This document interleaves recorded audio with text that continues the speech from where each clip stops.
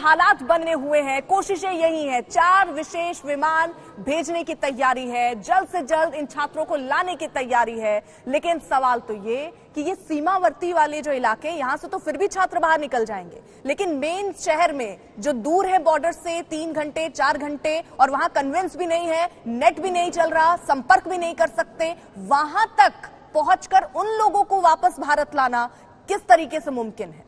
देखिए, इसके 2 भाग हैं। जो नाइपर रिवर है, मतलब चेरनोबिल की, और अगर साउथ में आप आ जाएं, बिल्कुल साउथ को अगर आप टच करें, उड़ीसा, इसके जो ईस्ट में है, ईस्ट में पूर्व रशिया की तरफ जो है, जैसे खार्किव में, जैसे मरियापोल में, जैसे पोल्टोवा में, यहाँ जो मेडिकल कॉलेजेस हैं, इन स्टूडेंट्स को ले जाना बहुत डिफिकल्ट है, क्योंकि ये वॉर जोन है। यहाँ एयर स्ट्राइक्स हैं, यहाँ मिसाइल स्ट्राइक्स हैं, यहाँ मैकेनाइज्ड फोर्सेस घूम रही हैं। ये आइसोलेटेड एरिया है। यहाँ से स्टूडेंट्स को बॉर्डर पर ले जाना, ईस्टर्न वेस्टर्न बॉर्डर पर ले जाना, या हंगरी की तरफ सदर्न वेस्टर्न बॉर्डर पर ले जाना बहुत चैलेंजिंग, बहुत डिफिकल्ट टास्क है।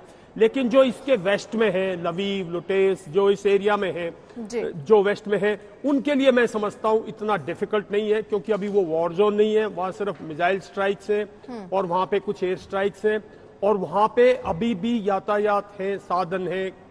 अगर जैसे आप देखें, यूक्रेनियंस भी उसी के थ्रू एक्सोडस जा रहा है, तो भीड़ है उस इलाके में। लेकिन बहुत चैलेंजिंग टास्क है कीव से ईस्ट की तरफ से किसी भी स्टूडेंट को इवैक्यूएट करना। और मैं समझता हूं वहां पे अभी जैसे एम्बेसी ने भी एडवाइजरी दी है कि आप वहां जो प्री खोदाज है, मतलब जो ग्राउंड के नीचे जो बेसमेंट, बंकर जो है, आप बंकर में छिपे रहिए और सख्त रहिए, मतलब सख्त हिदायत है कि अपने से बॉर्डर पर सर ना पहुंचे। जनरल बंसल, ये युद्ध की स्थिति इस वक्त सबसे जरूरी ये है कि ये समझा जाए कि युद्ध की स्थिति आगे कब तक खिंचेगी, कब इसकी समाप्ति आप देख रहे हैं, इसका अंत कब देख रहे हैं? क्योंकि एक तरफ तो रूस कह रहा है कि चलिए बातचीत करते हैं, यूक्रेन भी उसके लिए राजी दिखा रहा है, फिर दोनों ही दावे कर रहे हैं हमने इनके इतने सैनिक ढेर कर दिए, हमने उनके इतने सैन्य ठिकाने ढेर कर दिए। आप ये भी कर रहे हैं और कह रहे हैं बातचीत भी कर लीजिए। समाधान कब दिख रहा है आपको?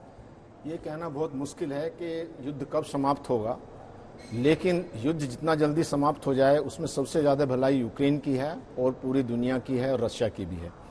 उसके लिए जो एक अच्छी बात यह है, रशिया ने भी एक तैयार हुए हैं, उन्होंने अपना डेलीगेशन मिन्स्क में भेजने के लिए बताया है, और उधर से अगर यूक्रेन का भी डेलीगेशन जाता है और कहीं बातचीत टिक जाती है तो अच्छा है। और इसमें जो है यूक्रेन को रशिया की बात को मानना पड़ेगा कि वो हथियार डाल दें, नहीं तो डैमेज इनका ही होता रहेगा। अगर ये युद्ध अभी खत्म नहीं हुआ तो ये बहुत लंबा चलेगा।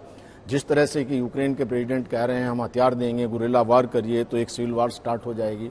और अगर इसकी चिंगारी किसी और देश में चली जाती है, जैसे कि अभी स्वीडन ने कुछ आर्म्स भेजे हैं या कुछ मदद भेजी है उसके लिए यूक्रेन के, तो रशिया ने उनको भी धमकी दी है, स्वीडन या फिनलैंड को। और अगर उन देशों को भी इसमें लिया जाता है जो कि नाटो के पार्ट हैं, तो एक बहुत बड़ा युद्ध का खतरा बना है। तब इसका कहना बड़ा मुश्किल है, और एक ये विश्व युद्ध में भी परिवर्तित हो सकता है। और मैं जैसे पहले भी कह चुका हूं, जापान का जो एक वेसल्स है उसको डिस्ट्रॉय कर दिया गया है। तो इस तरह से इस युद्ध का सारा जो सब चीजें ठीक है, उसमें रशिया का भी फायदा है। इस समय तो रशिया को कोई दिक्कत है नहीं, क्योंकि उसके ऊपर कोई सैंक्शन का फर्क नहीं पड़ रहा है। उनके पास में $300 बिलियन जो हैं वो फॉरेन रिजर्व है। चाइना ने उनको बता दिया है, ऑयल वो बेच रहे हैं जिसके दाम बढ़ गए हैं, उनसे ऐसे ही फायदा हो रहा है उनको। लेकिन रशिया को एक बात सोचनी चाहिए कि वो युद्ध के जरिए इनको वो अपना सोवियत का सपना पूरा नहीं कर सकते, क्योंकि पहले एक बार जब विघटन हो गया अब मिलना बड़ा मुश्किल है। ये बात बहुत ध्यान में रखने की बात है कि क्रीमिया के बाद में मैं बस ये एक बात कहना चाहूंगा कि जो यूक्रेन प्रो रशिया था, उनकी जनता अभी अगेंस्ट हो गई है रशिया